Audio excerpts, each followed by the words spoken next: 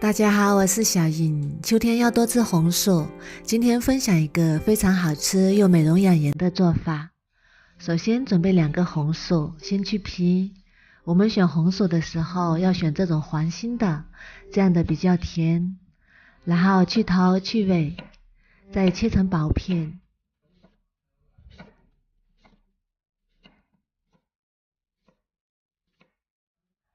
切好之后装入盘中。然后放入锅中，盖上，大火蒸15分钟，蒸熟。像这样用筷子能轻松穿透就已经熟啦。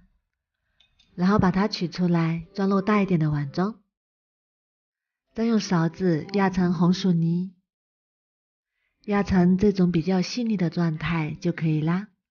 然后加1大勺糯米粉，搅拌均匀。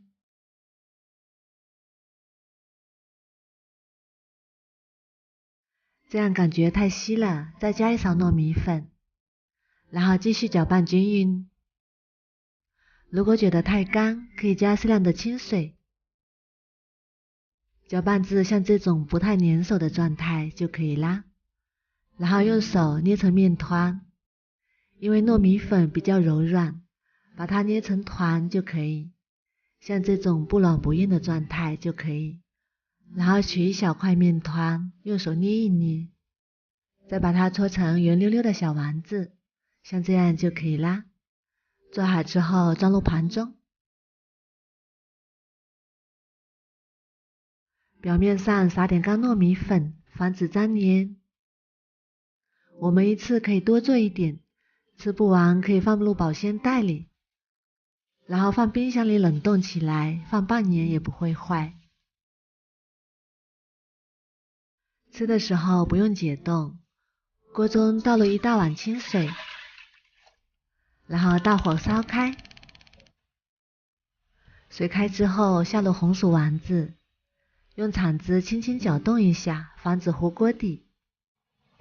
第一次烧开的时候加1碗清水，第2次再烧开的时候再加1碗清水，等到第3次再烧开的时候再加1碗清水。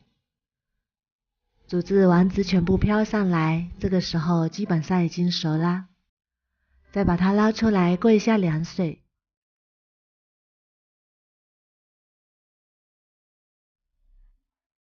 过凉之后再把它捞出来装入盘中备用。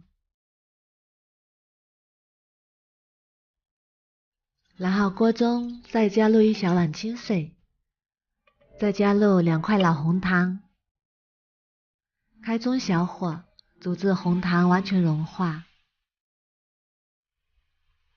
再加入1把红枣和枸杞，再把红薯丸子也加进来，然后把它们翻炒一下，开中小火炒至汤汁变粘稠，像这种冒大泡泡的状态就可以啦。然后关火，再次翻拌均匀，